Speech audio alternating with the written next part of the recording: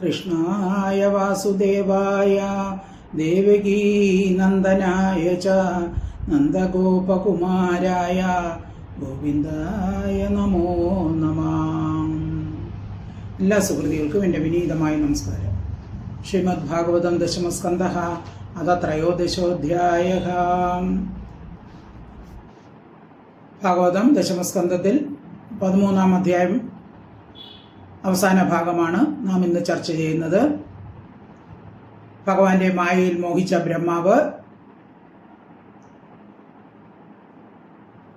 ബ്രഹ്മാവിന് ഭഗവാൻ തൻ്റെ വൈഷ്ണവ രൂപം കാണിച്ചു കൊടുക്കുന്നു. ബ്രഹ്മാവ് വൈഷ്ണവ സ്വരൂപികളായ ഗോപന്മാരെയും പശുക്കുട്ടികളെയും കാണുന്നു. ബ്രഹ്മാവിന് അപ്പോൾ തത്വ ജ്ഞാനോദയമുണ്ടായി. ബ്രഹ്മാവ് മുതൽ പുൽക്കടി വരെയുള്ള എല്ലാത്തിലും ബ്രഹ്മാവ് ഭഗവത് സ്വരൂപം ദർശിക്കുന്നു. താൻ ചെയ്ത അപരാധത്തെക്കുറിച്ച് ആലോചിച്ചപ്പോൾ ബ്രഹ്മാവിന് ലജ്ജ തോന്നി. ബ്രഹ്മാവ് തലയിൽ കൈവച്ച് ഭഗവാനെ കൂപ്പി ഭഗവാനെ സ്തുതിക്കുന്നു. ഇത്രയും ഭാഗമാണ് നമുക്കിന്ന് പഠിക്കേണ്ടത്. ശ്ലോകം 48 വരെ നാം നേരത്തെ ചർച്ച ചെയ്തു കഴിഞ്ഞു. ഇനി 49 ശ്ലോകം 49. ഓം നമോ ഭഗവതേ വാസുദേവായ. അംഘ്രിമസ്തകമാപൂർണ തുളസീ നവധാമഭിഃ കോമളൈ സർവഗാത്രേഷു ഭൂരിപുണ്യാവത് അർപ്പിതൈഃ. ആംഘ്രി മസ്തകം ആപൂർണ തുളസീ നവധാമഭിഃ കോമളൈഃ സർവഗാത്രേഷു ഭൂരി പുണ്യവത് അർപ്പിതൈഃ.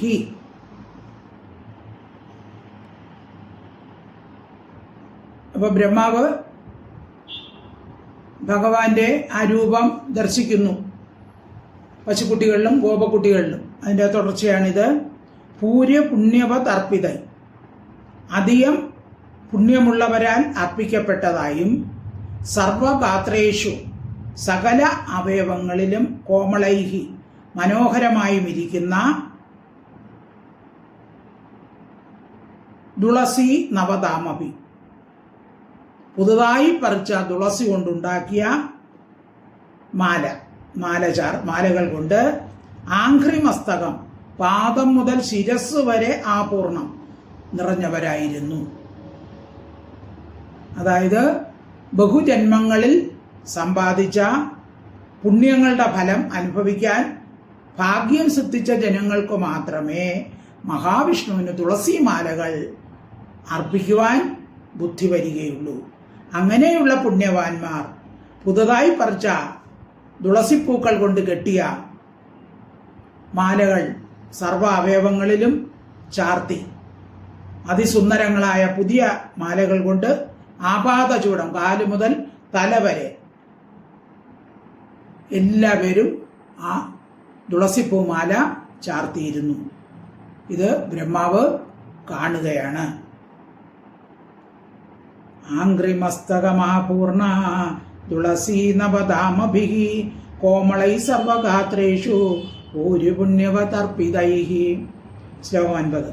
ചന്ദ്രികാ വിശദസ്മേരൈ സാരുണാപാംഗവീക്ഷിതൈഃ സ്വകാർത്താനാമിവ രജ സത്വാഭ്യാം സൃഷ്ടപാലകാഃ. ചന്ദ്രിക വിശദ സ്മേരൈഃ സ അരുണാപാംഗ വീക്ഷിതൈഃ സ്വകാർത്താനാം ഇവ രജ സത്വാഭ്യാം സൃഷ്ടപാലകാഃ. ചന്ദ്രിക വിശദ സ്മേരൈ, ചന്ദ്രിക പോലെ നിർമ്മലമായിരിക്കുന്ന മന്ദഹാസത്തോടുകൂടിയതും ആ ബ്രഹ്മാവിനാൽ കാണപ്പെട്ട വൈഷ്ണവ സ്വരൂപങ്ങളായ ഗോപബാലന്മാരും പശുക്കളും ചന്ദ്രിക പോലെ നിർമ്മലങ്ങളായും പിന്നെ മന്ദഹാസം സർവ ആഹ്ലാദജനകമായ വളരെ സന്തോഷത്തോടു കൂടിയുള്ള മന്ദഹാസത്താലും സാ അരുണ അപാംഗ വീക്ഷിതൈ ചുവന്നിരിക്കുന്ന കടക്കണ്ണ് നോട്ടത്തോടു കൂടിയവരായും അതായത് ചെന്താമര പോലെ ചുവപ്പ് നിറമുള്ള കടക്കണ്ണുകൾ കൊണ്ടുള്ള നോട്ടങ്ങൾ കൊണ്ട് മനോഹരങ്ങളും ആയിരുന്നു അവർ. രജ സത്വാഭ്യ, രജോ ഗുണം സത്വഗുണം എന്നിവ കൊണ്ട്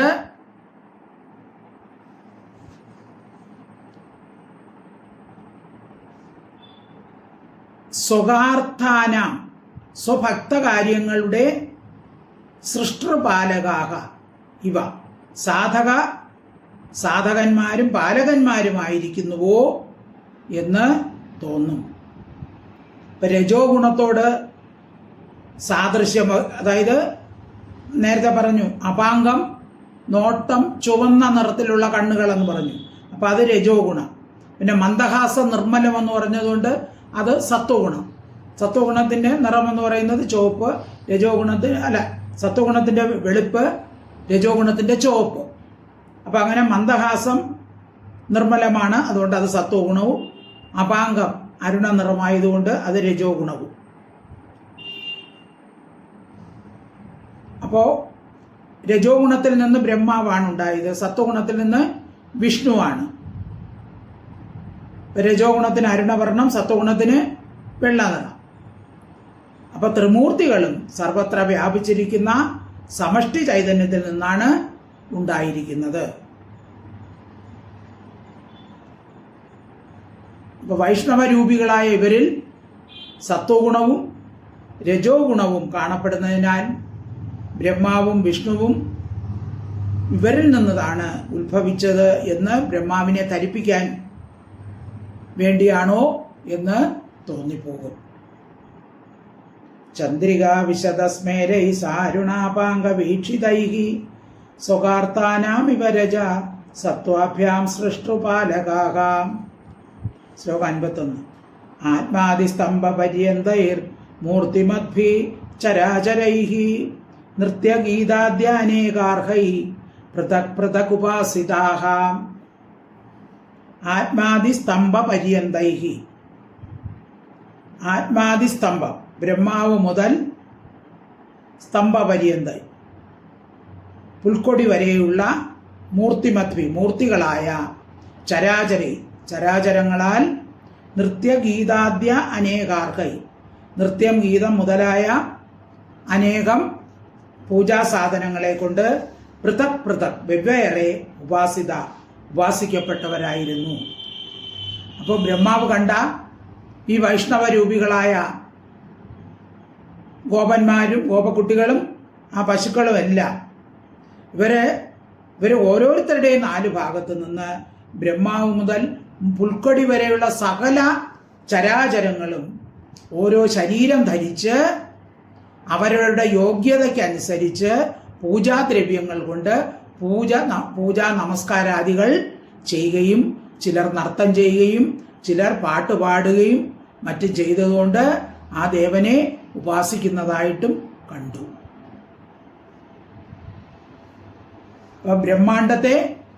ഒരു ബ്രഹ്മാണ്ടത്തെ സൃഷ്ടിക്കുന്ന അധികാരമാണ് ബ്രഹ്മാവിനുള്ളത്. ബ്രഹ്മാവ് ഒരു ബ്രഹ്മാണ്ഡേ സൃഷ്ടിക്കുകയുള്ളൂ. പക്ഷേ സകല ബ്രഹ്മാണ്ടങ്ങളെ സൃഷ്ടിച്ച് അതിൽ ഓരോ ബ്രഹ്മാണ്ടത്തിലും ഓരോ ബ്രഹ്മാവുണ്ട്. അപ്പൊ ഇതിന്റെ എല്ലാം നാഥനാരാണ്? ഭഗവാനാണ്. അപ്പോൾ ഒരു മൂർത്തിയെ ചുറ്റിക്കൊണ്ട് ഒരു ബ്രഹ്മാവും ശിവനും എന്ന് വേണ്ട ഒരു ബ്രഹ്മാണ്ടത്തിൽ ആരെല്ലാം ഉണ്ടോ അവരൊക്കെയും ഓരോരുത്തരുടെയും ചുറ്റുമുണ്ട്. അപ്പോൾ ഈ കാണുന്ന എല്ലാ പേരും പ്രത്യേകം പ്രത്യേകം ഓരോ ബ്രഹ്മാണ്ടത്തിന്റെ സർവാധിപത്യം വഹിക്കുന്നവരാണ്. താൻ ബ്രഹ്മാവ് ഇവിടെ ഒരു ദാസനാണ്. ഇങ്ങനെ അനേകം ബ്രഹ്മാക്കൾ അവരെ ഉപാസിക്കുന്നുണ്ട് എന്ന് കണ്ടതിനാൽ ബ്രഹ്മാവിന്റെ അഹങ്കാരം നിശേഷം നശിച്ചു. ബ്രഹ്മാവ് ഇത്രയും ദിവസം വിചാരിച്ച എന്താണ്? ഞാനാണ് സൃഷ്ടികർത്താവാണ്, ഞാനാണെല്ലാം എന്ന് വിചാരിച്ചിരുന്നപ്പോൾ ഇവിടെ അനേകം ബ്രഹ്മാണ്ടത്തിലെ ബ്രഹ്മാക്കൾ എല്ലാവരും ഈ വിഷ്ണു രൂപികളെ ഉപാസിച്ചുകൊണ്ട് നിൽക്കുന്നതാണ് കണ്ടത്. അപ്പൊ ബ്രഹ്മാവിന്റെ അഹങ്കാരം കുറഞ്ഞു. ശ്ലോകം 51 ഒന്നുകൂടെ വായിക്കാം. ആത്മാതിസ്തംഭ പര്യന്തൈർ മൂർത്തിമദ്ഭി ചരാചരൈഹി നൃത്യഗീതാദ്യ അനേകാർഹൈ പൃഥക് പൃഥക് ഉപാസിതാഃ. ശ്ലോകം 52. അണിമാദ്യൈർ മഹിമാഭിർ അജാദ്യാഭിർവിഭൂതിഭിഃ ചതുർവിംശതിഭിഃ സത്വൈഃ പരീതാ മഹദാദിഭിഃ. പിന്നെയോ അതുമാത്രമല്ല, ഇവർക്ക് ചുറ്റും വേറെ ആരൊക്കെ ഉണ്ടായിരുന്നു? അണിമാദികളായ, അതായത് അണിമകളെന്ന് പറഞ്ഞാൽ അഷ്ടൈശ്വര്യങ്ങളാണ്. അണിമ, മഹിമ, ലഘിമ, ഗരിമ, ഈശിത്വം, വശിത്വം, പ്രാപ്തി, പ്രാഗാമ്യം. ഇത്രയാണ് അഷ്ടൈശ്വര്യങ്ങൾ. അപ്പൊ ഇങ്ങനെ അണിമ തുടങ്ങിയ അഷ്ടൈശ്വര്യങ്ങൾ, അണിമ ആദികളായ മഹിമകളാലും അജാദ്യാഭി വിഭൂതി മായ മുതലായ ശക്തികളായും, ഇവിടെ അജ എന്ന് പറയുന്നത് മായയാണ്. മഹദാദിഭി മഹത്തത്വം മുതലായ ചതുർവിംശതിഭി തത്വം 24 തത്വങ്ങളാലും ചുറ്റപ്പെട്ടിരുന്നു. അപ്പൊ 24 തത്വങ്ങൾ കൊണ്ടാണ് എല്ലാ ഭൂതങ്ങളെയും നിർമ്മിച്ചിരിക്കുന്ന, മനുഷ്യരെയും മറ്റു ഭൂതജാലങ്ങളെയും എല്ലാം നിർമ്മിച്ചിരിക്കുന്ന 24 തത്വങ്ങൾ കൊണ്ടാണ്. ഏതൊക്കെയാണ്? ജ്ഞാനേന്ദ്രിയ 5, അതൊക്കെ നേരത്തെ പറഞ്ഞിട്ടുണ്ട്. കർമ്മേന്ദ്രിയ 5, പഞ്ചമഹാഭൂതങ്ങൾ 5, തന്മാത്രകൾ 5, 20ആയി. പിന്നെ മഹത്തത്വം, സൂത്രാത്മാവ്, അഹങ്കാരം, മനസ്സ്, ഈ 24 തത്വങ്ങൾ, ഇവയെല്ലാം ചുറ്റും നിന്ന് അവരെ ഉപാസിക്കുന്നു. എല്ലാം സിദ്ധികള്, എല്ലാറ്റിനും ദിവ്യരൂപങ്ങൾ, എല്ലാവരും ദിവ്യരൂപങ്ങൾ ധരിച്ച് ഈ വൈഷ്ണവ രൂപങ്ങളെ ചുറ്റും നിന്ന് ഉപാസിക്കുന്നതാണ് ബ്രഹ്മാവ് കാണുന്നത്. അണിമാദേർ മഹിമാഭേർ അജാദ്യാഭിർവിഭൂതിഭിഃ ചതുർവിംശതിഭിഃ തത്വൈ പരീതാ മഹദാദിഭിഃ. ചതുർവിംശതി എന്ന് വെച്ചാൽ 24. ശ്ലോകം 53. കാലസ്വഭാവ സംസ്കാര കാമകർമ്മ ഗുണാദിഭിഃ സ്വമഹിത്വസ്ഥ മഹിഭിർ മൂർത്തിമദ്ഭിർ ഉപാസിതാഃ. കാലസ്വഭാവ സംസ്കാര കാമകർമ്മ ഗുണാദിഭിഃ സ്വമഹിത്വസ്ഥ മഹിഭിഃ മൂർത്തിമദ്ഭിഃ ഉപാസിതാഃ. മൂർത്തിമത്തുക്കളായ സമഹിത്വസ്ഥ മഹിഭി, തൻ്റെ മഹിമയാൽ ധ്വംസിക്കപ്പെട്ട മഹിമകളോടുകൂടിയവയായ കാല, സ്വഭാവ, സംസ്കാര, കർമ്മ, കാലം, സ്വഭാവം, സംസ്കാരം, കാമം, കർമ്മം, ഗുണങ്ങൾ മുതലായവയാൽ ഉപാസിക്കപ്പെട്ടവരായിരുന്നു. അപ്പൊ സൃഷ്ടിക്ക് ആദി കാരണം അതാണ് മായയാണ്. മായയുടെ ക്ഷോഭം നിമിത്തമാണ് സൃഷ്ടി ഉണ്ടാകുന്നത്. അപ്പോൾ ആ സാമ്യാവസ്ഥയിലിരിക്കുന്ന ആ ഗുണങ്ങളെ മായയുടെ ക്ഷോഭം കാരണം ഗുണങ്ങളുടെ സാമ്യം നശിച്ച് ഒന്ന് മറ്റൊന്നിനെ ആക്രമിക്കുന്നതാണ് ക്ഷോഭം. ഈ ക്ഷോഭത്തിനുള്ള കാരണമാണ് കാലം എന്ന് പറയുന്നത്. ഓരോന്നും അതിൻ്റെ സ്വരൂപം വെടിഞ്ഞ് മറ്റൊന്നായി ഭവിക്കുന്നതിന് പരിണാമം എന്ന് പറയുന്നു. ഈ പരിണാമത്തിന് ഹേതുവായിരിക്കുന്നതാണ് സ്വഭാവം. ഇനി വാസനയെ ഉണർത്തുന്നതിന് കാരണമായിരിക്കുന്നത് സംസ്കാരം. ലൗകികമായും വൈദികവുമായിരിക്കുന്ന വ്യാപാരമാണ് കർമ്മം. സത്വം, രജസ്, തമസ് ഇവ ഗുണങ്ങൾ. അങ്ങനെ ഇതെല്ലാം എന്ത് ചെയ്തിട്ടുണ്ട്? ഓരോ ദിവ്യമൂർത്തികൾ ധരിച്ചിട്ടുണ്ട്. അവർക്ക് ആര് ശക്തി നൽകിയിരിക്കുന്നു? ആ സർവശക്തനെ ചുറ്റും നിന്ന് സ്തോത്ര നമസ്കാരാദികൾ കൊണ്ട് അവർ സേവിക്കുന്നു. അപ്പൊ ഇതാണ് ബ്രഹ്മാവ് കാണുന്നത്. ശ്ലോകം 53. കാലസ്വഭാവ സംസ്കാര കാമകർമ്മ ഗുണാദിഭിഃ സ്വമഹിത്വസ്ഥ മഹിഭിർ മൂർത്തിമദ്ഭിരുപാസിതാഃ. ശ്ലോകം 54.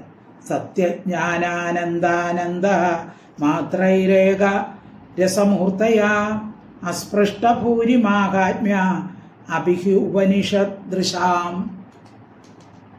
സത്യ, ജ്ഞാന, അനന്ത, ആനന്ദ മാത്ര ഏകരസ മൂർത്തയഃ അസ്പൃഷ്ട ഭൂരി മാഹാത്മ്യ അഭി ഹി ഉപനിഷദൃശാം. സത്യജ്ഞാന ആനന്ദ ആനന്ദ മാത്രൈക രസമൂർത്തയ. സത്യങ്ങളും ജ്ഞാനരൂപങ്ങളും ആനന്ദമാത്രകളും അനന്തവും ഏകരസവുമായിരിക്കുന്ന മൂർത്തികളോടുകൂടിയവരായും ഉപനിഷത്തുകളാകുന്ന കണ്ണുകളോടുകൂടിയവരായും ഉപനിഷദൃശ അസ്പൃഷ്ടപൂരിമാഹാത്മ്യം, അസ്പഷ്ടമായിരിക്കുന്ന പൂരി മഹത്തായ മാഹാത്മ്യത്തോട് കൂടിയവരായിട്ടും കാണപ്പെടുന്നു. അപ്പൊ സത്യം, ജ്ഞാനം, അനന്തം, ആനന്ദം മാത്രമായും വിജാതീയ സംബന്ധ ശൂന്യമായും എപ്പോഴും ഒരേ വിധമിരിക്കുന്ന സ്വരൂപത്തെ ധരിച്ച് ഉപനിഷത്തുകളെ മുഴുവൻ പഠിച്ച് അതിൽ നിന്ന് സിദ്ധിക്കുന്ന അറിവാകുന്ന നേത്രത്തെ ആശ്രയിച്ചിരിക്കുന്നവർക്കും നന്നായി അറിയാൻ കഴിയാത്ത അനേകം മാഹാത്മ്യത്തോടു കൂടിയ ശ്രീനാരായണമൂർത്തികളെ ബ്രഹ്മാവ് കണ്ടു. സത്യജ്ഞാനാനന്ദാനന്ദ മാത്രൈക രസമൂർത്തയ അസ്പൃഷ്ട ഭൂരിമാഹാത്മ്യ അബീഹ്യു ഉപനിഷദൃശാം. ശ്ലോകം 55. ഏവം സഹൃദ് ദദർശാജ പരബ്രഹ്മാത്മനോഖിലാൻ യസ്യ ഭാസാ സർവമിദം വിഭാതി സ ചരാചരം. ഏവം സഹൃദ് ദദർശ അജഃ പരബ്രഹ്മ ആത്മനഃ അഖിലാൻ യസ്യ ഭാസാ സർവമിദം വിഭാതി സചരാചരം. യസ്യ യാതൊന്നിൻ്റെ ഭാസ ശോഭയാൽ സചരാചരം ചരങ്ങളും അചരങ്ങളും അടങ്ങിയ ഇതം സർവം ഈ കാണപ്പെടുന്നതെല്ലാം വിഭാതി വിളങ്ങുന്നുവോ, അതായത് ഏതൊന്നിൻ്റെ മഹാപ്രഭയാൽ ചരാചരങ്ങളായിരിക്കുന്ന ഈ കാണപ്പെടുന്ന സകല ലോകവും ഈ വിധം വിളങ്ങുന്നുവോ, അഖിലാൻ എല്ലാവരെയും പരബ്രഹ്മാത്മന പരബ്രഹ്മസ്വരൂപങ്ങളായിട്ട് ഏവം ഇപ്രകാരം അജഹ ബ്രഹ്മാവ് സഹൃത് ഏകവാരം ദദർശ. അപ്പൊ എല്ലാത്തിനെയും ബ്രഹ്മാവ് ഗോക്കളെയും പശുപാലകന്മാരെയും എല്ലാ സകലത്തിനെയും ഏകകാലത്തിൽ ബ്രഹ്മസ്വരൂപികളായിട്ട് കണ്ടു. ഏവം സഹൃദ ദദർശാജ പരബ്രഹ്മാത്മനോഖിലാൻ യസ്യ ഭാസാ സർവമിദം വിഭാതി സചരാചരം. ശ്ലോകം 56. തതോതി കുതുകോ ഉദ്ധൃത്യ സ്ഥിമിതൈ ഏകാദശേന്ദ്രിയാം തദ്ധാമാഭൂത് അജസ്തുഷ്ണീം പൂർവ ദേവ്യന്തീവ പുത്രികാ. തതഃ അതി കുതുകോ ഉദ്ധൃത്യ സ്ഥിമിത ഏകാദശേന്ദ്രിയ. സ്ഥിമിതൈ ഏകാദശേന്ദ്രിയ. തിമിത ഏകാദശേന്ദ്രിയ തദ്ധാംന അഭൂത് അജഃ തുഷ്ണീ പൂർദേവ്യന്തി ഇവ പുത്രിക. തതഃ അനന്തരം അതി കുതുകോ ഉദ്ധൃത്യ വളരെ ആശ്ചര്യപ്പെട്ട് സ്തംഭിച്ച് മോഹിച്ച് തദ്ധാമ അവരുടെ തേജസ്സിനാൽ സ്ഥിമിത ഏകാദശേന്ദ്രിയ നിശ്ചലമായ 11 ഇന്ദ്രിയങ്ങളോട് കൂടിയവനായി. 11 ഇന്ദ്രിയങ്ങൾ എന്ന് പറഞ്ഞാൽ ജ്ഞാനേന്ദ്രിയങ്ങളും കർമ്മേന്ദ്രിയങ്ങളും മനസ്സും. പൂർവദേവന്തി വ്രജദേവതയുടെ സമീപത്തിൽ പുത്രികായിവ മരപ്പാവ പോലെ അജ ബ്രഹ്മാവ് തുഷ്ണിയും അപ്പോ മിണ്ടാതെയിരുന്നു. ഇതെല്ലാം കണ്ട് പരമാശ്ചര്യത്തോടുകൂടി കർമ്മേന്ദ്രിയങ്ങളും ജ്ഞാനേന്ദ്രിയങ്ങളും മനസ്സും എല്ലാം നിശേഷ സ്തംഭിച്ച് യാതൊരു പ്രവൃത്തിയും ചെയ്യാൻ കഴിയാതെ ഒരു മരപ്പാവ വ്രജ ദേവതയുടെ സമീപത്തിൽ നിൽക്കുന്നുവോ എന്ന് തോന്നുമാറ് ബ്രഹ്മാവ് നിശ്ചലനായി നിന്നു. തതോതി കുതുകോദ്ധൃത്യ സ്ഥിമിത ഏകാദശേന്ദ്രിയാ തദ്ധാംനാഭൂത് അജസ്തുഷ്ണീം പൂർദേവ്യന്തീവ പുത്രിക. ശ്ലോകം 57. ഇതീരേശതർക്കേ നിജമഹിമനി സ്വപ്രമിതികേ പരത്ര അജാതോ അതന്നിരസനമുഖ ബ്രഹ്മകമിതൗ അനീശേഭി ദ്രഷ്ടും കിമിതമിതി വാ മുഖ്യതി സതി ചച്ഛാദാജോ ജ്ഞാത്വാ സപതി പരമോ അജാജവനികാം. ഇതീരേശേ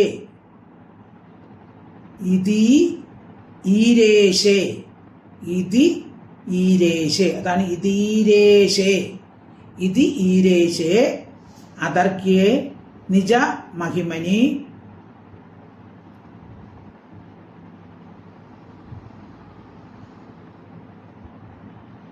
സ്വപ്രമിതികേ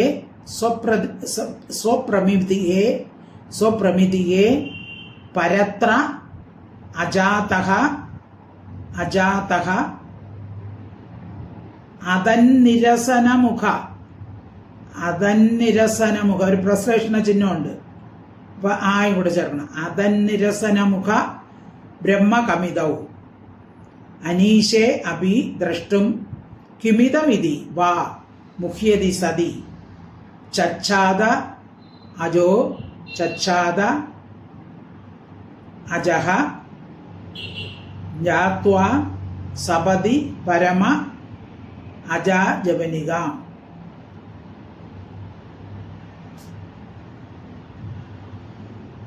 അങ്ങനെ അർത്ഥം നോക്കാം. അർത്ഥം ഇത് ഇപ്രകാരം ഈരേശേ, ഈരയുടെ ഈശൻ. ഈര എന്ന് പറഞ്ഞാൽ സരസ്വതി, സരസ്വതിയുടെ ഭർത്താവ് ആരാണ്? ബ്രഹ്മാവ്. പ്രകാരം ബ്രഹ്മാവ് ഈരേശ എന്ന് വെച്ചാൽ ബ്രഹ്മാവ്, ഈരയുടെ ഭർത്താവ്, സരസ്വതിയുടെ ഭർത്താവ് ബ്രഹ്മാവ്. അതർക്ക് ഊഹിക്കാൻ പോലും കഴിയാത്തവനും നിജമഹിമനി അസാധാരണമായ മഹിമാവോട് കൂടിയവനും സ്വപ്രമിതികേ സ്വപ്രകാശത്തോടും ആനന്ദത്തോടും കൂടിയവനും അജാതഹ മായയിൽ നിന്ന് പരത്ര പരനും അതന്നിരസന മുഖ ബ്രഹ്മകമിതവും അതന്നിരസനമായിരിക്കുന്ന ശ്രുതികൾ, അതായത് അറിയാൻ സാധിക്കാത്ത ശ്രുതികളാൽ വേദങ്ങളാൽ അറിയപ്പെടുന്നവനായ അവനിൽ, ഇപ്പൊ വേദങ്ങളെ കൊണ്ട് മാത്രം ഭഗവാനെ നമ്മൾ എങ്ങനെ അറിയും? വേദങ്ങളിലൂടെ അല്ലെങ്കിൽ ഉപനിഷത്തുകളിലൂടെയാണ് അറിയണത്. അപ്പൊ ഉപനിഷത്തുകളുടെ മാത്രം അറിയാൻ കഴിയുന്നതുമായ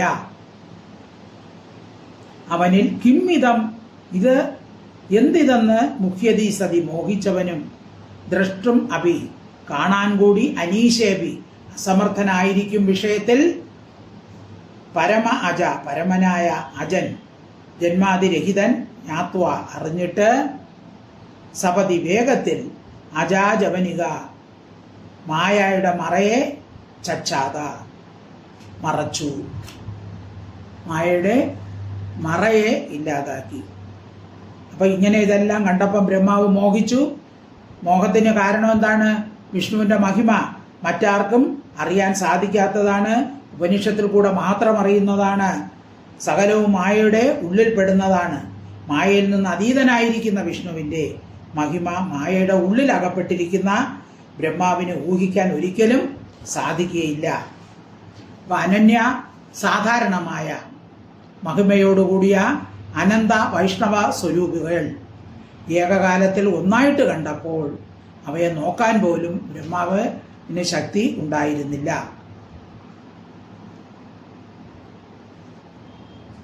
അപ്പോൾ അത് ബ്രഹ്മാവ് എന്ത് ചെയ്തു? കരുണാനിധിയായ ബ്രഹ്മാവ് വളരെ പരവശനാണെന്നറിഞ്ഞ് ഭഗവാൻ എന്ത് ചെയ്തു? കരുണാനിധിയായ ഭഗവാൻ ബ്രഹ്മാവിന്റെ നേർക്ക് ഉപയോഗിച്ച മായയെ പിൻവലിച്ചു. അതാണ് മായ മറ നീക്കി. അജ ജവനിക, മായ മറയെ ചച്ചാത മറച്ചു. മായ മറയെ ഭഗവാൻ സപതി പെട്ടെന്ന് നീക്കി. കാരണം ബ്രഹ്മാവ് ആകെ പരവശനായി, ഭഗവാന് കരുണ തോന്നി. അതുകൊണ്ട് ഭഗവാൻ ആ മായാമറയെ, ബ്രഹ്മാവിൽ പ്രയോഗിച്ച മായാമറയെ നീക്കി. ഇതീരേശേ അതർക്കേ നിജമഹിമനി സ്വപ്രതിമികേ പരത്രാജാതോ അതന്നിരസനമുഖ ബ്രഹ്മകമിതൗ അനീശേപി ദ്രഷ്ടും കിമിതമിതി വാ മുഹ്യതി സതി ചച്ചാദജോ ജ്ഞാത്വാ സപതി പരമോ അജാജപനികാം. ശ്ലോകം 58. തതോ അർവാക് പ്രതിലപ്താക്ഷ കാപരേതവതുദ്ധിതഃ കൃച്ഛ്രാതുന്മീല്യ വൈ ദൃഷ്ടിർ ആചഷ്ടേദം സഹാത്മനാം. പദച്ഛേദം. തതഃ അർവാക് പ്രതിലപ്താക്ഷഃ കഃ പരേതവത് ഉദ്ധിതഃ കൃച്ഛ്രാത് ഉന്മീല്യ വൈ ദൃഷ്ടീഃ ആചഷ്ട ഇദം സഹാത്മന. തതഃ അനന്തരം അർവാക് ബഹിങ്കൽ പ്രതിലപ്താക്ഷ പ്രതിലഭിക്കപ്പെട്ട, അതായത് ബാഹ്യമായിട്ട് പ്രതിലഭിക്കപ്പെട്ട ഇന്ദ്രിയങ്ങളോടുകൂടിയ കഹ ബ്രഹ്മാവ് പരേവത് മരിച്ചവൻ എന്ന പോലെ ഉത്ഥിത എഴുന്നേറ്റവനായി കൃച്ഛ്രാത് പ്രയാസപ്പെട്ട് ദൃഷ്ടി നേത്രങ്ങളെ ഉന്മീല്യ മിഴിച്ചിട്ട് ആത്മനാസഹ തന്നോടുകൂടി ഇതം ഇതിനെ ആചഷ്ട കണ്ടു. ഇപ്പൊ ഭഗവാൻ മായയെ മറച്ചപ്പോൾ ഇതുവരെ മോഹിതനായി കിടന്നല്ലോ ബ്രഹ്മാവ്. ഓരോ ഇന്ദ്രിയങ്ങൾക്ക് ക്രമേണ വികാസം പ്രാപിച്ച്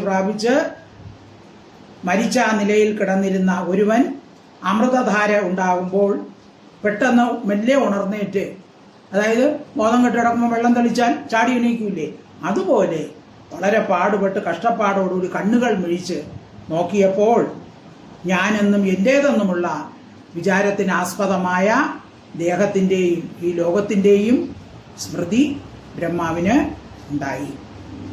തതോർവാക് പ്രതിലപ്താക്ഷ കാപരേവദുദ്ധിത കൃച്ഛ്രാതുന്മീല്യ വൈ ദൃഷ്ടിർ ആചഷ്ടേദം സഹാത്മനാം. ശ്ലോകം 59.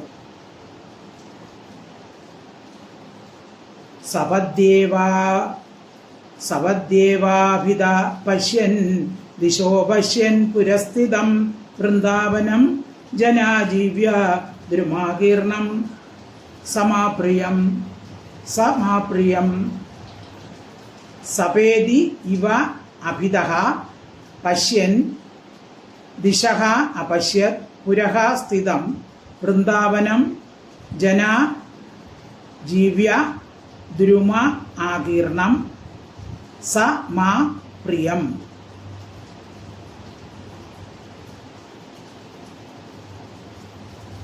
സപതി ഇവ ഉടനെ തന്നെ അഭിതഃ ദിശഃ 4 ഭാഗത്തും പശ്യൻ നോക്കുന്നവനായി ബ്രഹ്മാവ് പെട്ടെന്ന് ബോധം കെട്ട് ഉണർന്നെഴുന്നേറ്റ പോലെ, മരിച്ച നിന്ന് ഉണർത്തെഴുന്നേറ്റ പോലെ 4 ഭാഗത്ത് നോക്കി പുരസ്ഥിതം മുൻഭാഗത്തുള്ളതും ജനാജീവ്യ ദ്രുമാകീർണം ജനങ്ങൾക്ക് ഉപജീവിക്കാൻ ഉപകരിക്കുന്ന വൃക്ഷങ്ങൾ നിറഞ്ഞും സമാപ്രിയം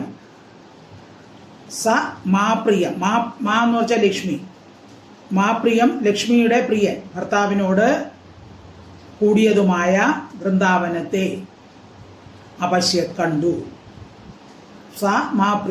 മാപ്രിയം കൃഷ്ണനോടൊത്ത് വൃന്ദാവനത്തിനെ കണ്ടു. അപ്പോൾ പെട്ടെന്ന് ബോധം തെളിഞ്ഞ് ആ വിഷ്ണു രൂപമെല്ലാം മാറി പിന്നെ ഭഗവാനും ആ വൃക്ഷങ്ങളും മറ്റേ ജനങ്ങളും എല്ലാവരും ആയിട്ട് ബ്രഹ്മാവിന് ആ ബോധം നല്ലവണ്ണം ബോധം ഉണ്ടായി. അപ്പോൾ കൃഷ്ണനോട് കൂടിയ മറ്റു ജീവജാലങ്ങളെയൊക്കെ കാണുന്നു. സപദ്യേവാഭിത പശ്യൻ ദിശോ പശ്യത് പുരസ്ഥിതം വൃന്ദാവനം ജനാജീവ്യ ദ്രുമാകീർണം സമാപ്രിയം. ശ്ലോകം 60.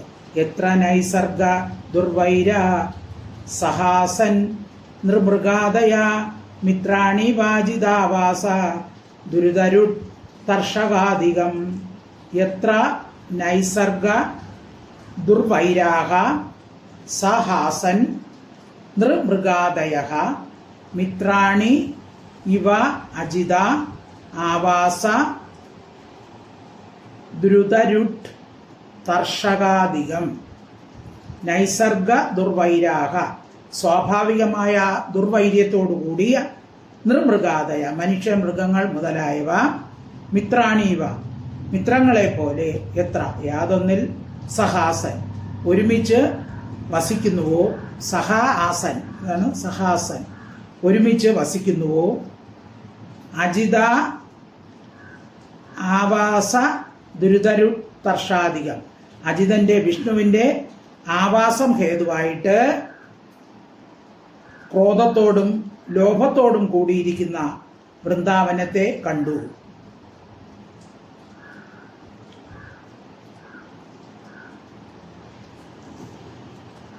എത്ര നൈസർഗ ദുർവൈര സഹാസൻ നൃമൃഗാദയ മിത്രാണീവ അജിതാവാസ ദുരിതരുട്ട തർഷകാധികം.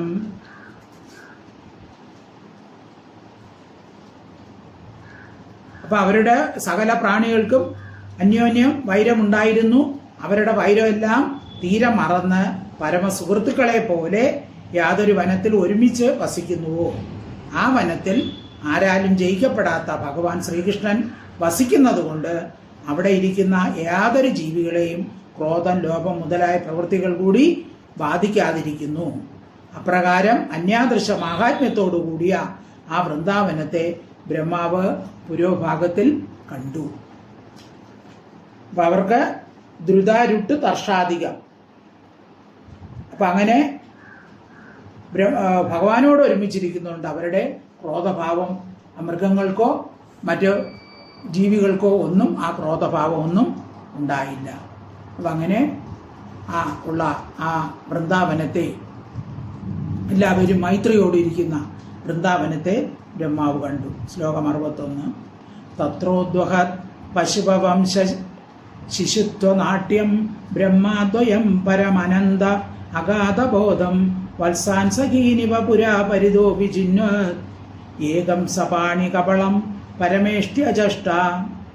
തത്ര ഉദ്വഹത് പശുപവംശ ശിശുത്വനാട്യം ബ്രഹ്മാദ്വയം പരം അനന്തം അഗാധബോധം വത്സാൻ സഖീ ഇവ പുരാ പരിതഃ വിജിന്വത്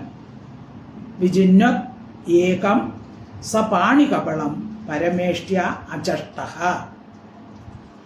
പശുവംശ ശിശുത്വനാട്യം ഗോപവംശത്തിൽ ജനിച്ച ബാലകൻ എന്ന നാട്യത്തെ ഉദ്വഹത് ഉത്കൃഷ്ടമായി വഹിച്ചുകൊണ്ട് ബ്രഹ്മ അദ്വയം എന്നാണ്. ബ്രഹ്മാദ്വയം അല്ല, ബ്രഹ്മ അദ്വയം. അദ്വയം രണ്ടില്ലാത്തതായും പരം ലോകാതീതമായും അനന്തം പരിച്ഛേദരഹിതമായും അഗാധബോധം അളവറ്റ അറിവാകുന്ന സ്വരൂപത്തോടു കൂടിയതായും ഏകമായിരിക്കുന്ന ബ്രഹ്മത്തെ പരമേഷ്ടി ബ്രഹ്മാവ് പുരായിവ മുമ്പത്തെ പോലെ വത്സാൻ പശുക്കുട്ടികളെയും സഖികളെയും പരിതക 4 ഭാഗത്തും വിജിന്വത് തിരയുന്നതായിട്ടും സപാണി കപളം കയ്യിൽ ചോറുള്ളയോട് കൂടിയതായിട്ടും തത്ര അവിടെ അജഷ്ട കണ്ടു. അപ്പോൾ ഭഗവാൻ ഇവിടെ വ്രജത്തിന്റെ നാഥനായിരിക്കുന്ന നന്ദഗോപരുടെ പുത്രനായിട്ടുള്ള നാട്യം വഹിച്ചിരിക്കുന്നു. പിന്നെ ബ്രഹ്മാവ് കാണുന്ന മായയിൽ നിന്നും മുക്തമായ ബ്രഹ്മാവ് കാണുന്നത് ഏകമായ ഭഗവാനാണെങ്കിലും ബ്രഹ്മമാണെങ്കിലും കയ്യിൽ ചോറുകളെയും പിടിച്ചുകൊണ്ട് സഞ്ചരിക്കുന്നത് കണ്ടാൽ ആർക്കും തന്നെ ആശ്ചര്യം ജനിക്കുകയില്ല. അപ്പോൾ പിന്നീട് കാണുന്നത് കയ്യിൽ ചോറുകളയുമായിട്ട് നിൽക്കുന്ന കൃഷ്ണനെയാണ് കാണുന്നത് ബ്രഹ്മാവ്. തതോദ്വഹത് പശുപവംശ ശിശുത്വനാട്യം ബ്രഹ്മാദ്വയം പരമനന്തമഗാധബോധം വത്സാൻ സഖീനിവ പുരാ പരിതവിജിന്വത് ഏകം സപാണി കപളം പരമേഷ്ട്യജഷ്ട. ശ്ലോകം 62. ദൃഷ്ട്വാ ത്വരേണ നിജധോരണതോ അവതീര്യ പൃഥ്വ്യാം ബഭു കനകദണ്ഡം ഇവാഭിവാദ്യ സ്പൃഷ്ട്വാ ചതുർ മുകുടകോടിഭിർ അംഘ്രിയുഗ്മം നത്വാ മുദശ്രുജലൈർ അകൃതാഭിഷേകം ദൃഷ്ട്വാ ത്വരേണ നിജ ധോരണതഃ അവതീര്യ പൃഥ്വ്യാം ബഭുഃ കനകദണ്ഡം ഇവ അഭിവാദ്യ സ്പൃഷ്ട്വാ ചതുർ മുകുട കോടിഭിഃ അംഘ്രിയുഗ്മം നത്വാ മുദ അശ്രുസുജലൈർ അകൃതാഭിഷേകം.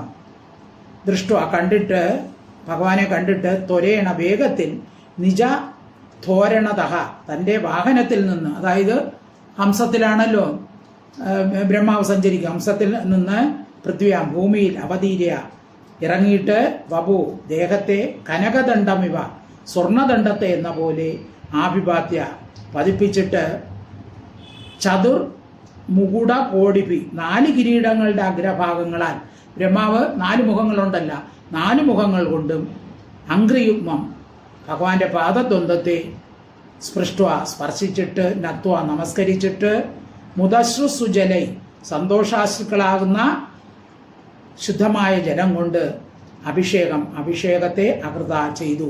അപ്പൊ ബ്രഹ്മാവ് എന്ത് ചെയ്തു? ഹംസവാഹനത്തിൽ നിന്നും ഭൂമിയിലേക്ക് ഇറങ്ങി.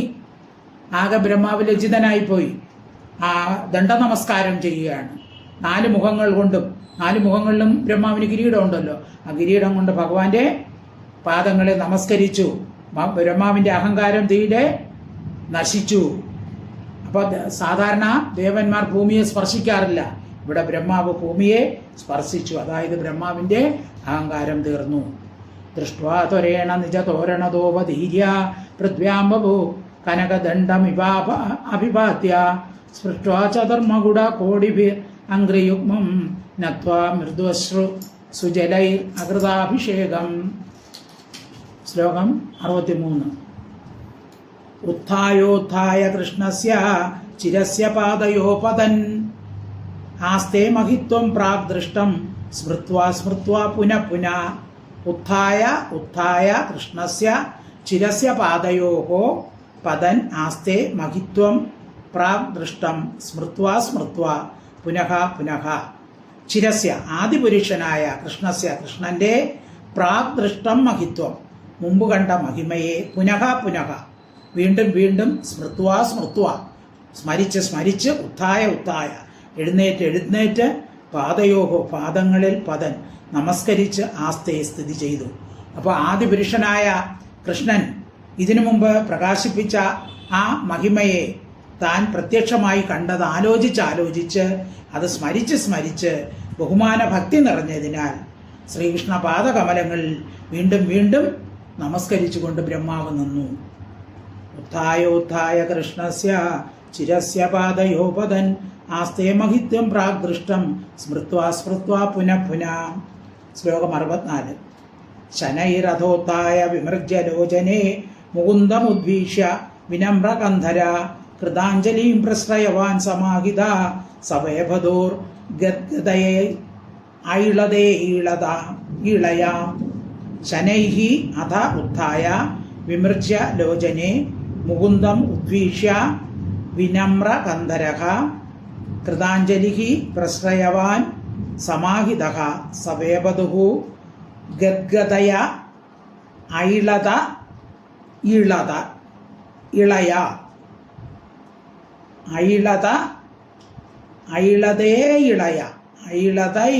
ഇളയ. ശനൈശൈ മെല്ലെ അത് അനന്തരം ഉത്ഥായ എഴുന്നേറ്റിട്ട് ലോചനെ കണ്ണുകളെ വിമൃജ്യ തുടച്ചിട്ട്, ബ്രഹ്മാവിന്റെ കണ്ണുകളിൽ നിന്ന് കണ്ണുനീർ തുള്ളിതല്ലായിട്ട് വീണു, അതെല്ലാം തുടച്ചിട്ട് മുകുന്ദ ശ്രീകൃഷ്ണനെ ഉദ്വീക്ഷ്യ നല്ലവണ്ണം ഒന്ന് നോക്കിയിട്ട് വിനമ്രകന്ധര താഴ്ത്തിയ കഴുത്തോടുകൂടി കൃതാഞ്ജലി ചെയ്യപ്പെട്ട അഞ്ജലിബദ്ധത്തോട് കൈകൂപ്പി പ്രശ്രയവാൻ വിനയത്തോടുകൂടി സമാഹിത മനസ്സിനെ ഏകാഗ്രമായി നിർത്തി സവേപതു വിറയലോടുകൂടി ഗദ്ഗദയ ഇടറിക്കൊണ്ടിരിക്കുന്ന ഇളയ വാക്കിനാൽ അയിളത സ്തുതിച്ചു. അപ്പൊ ബ്രഹ്മാവ് ഭഗവാനെ വീണ്ടും വീണ്ടും നോക്കി കണ്ണുകളൊക്കെ തുടച്ച് ഭഗവാനെ സ്തുതിക്കുകയാണ്. ശനൈരഥോത്തായ വിമൃജ്യ ലോചനെ മുകുന്ദമുദ്വീക്ഷ വിനമ്രകന്ധര കൃതാഞ്ജലി പ്രശ്രയവാൻ സമാഹിത സവേപദോർ ഗദ്ഗദ ഐളതേളയാം. ഇത് ശ്രീമദ് ഭാഗവതേ മഹാപുരാണേ ദശമസ്കന്ധേ ബ്രഹ്മവിമോഹ നിരൂപണം നാമ ത്രയോദശോധ്യായഃ സമ്പൂർണം. സർവത്ര ഗോവിന്ദനാമ സങ്കീർത്തനം. ഗോവിന്ദ ഹരി ഗോവിന്ദ ഇനി ബ്രഹ്മസ്തുതി നമുക്ക് അടുത്ത അധ്യായത്തിൽ പഠിക്കാം. ഓം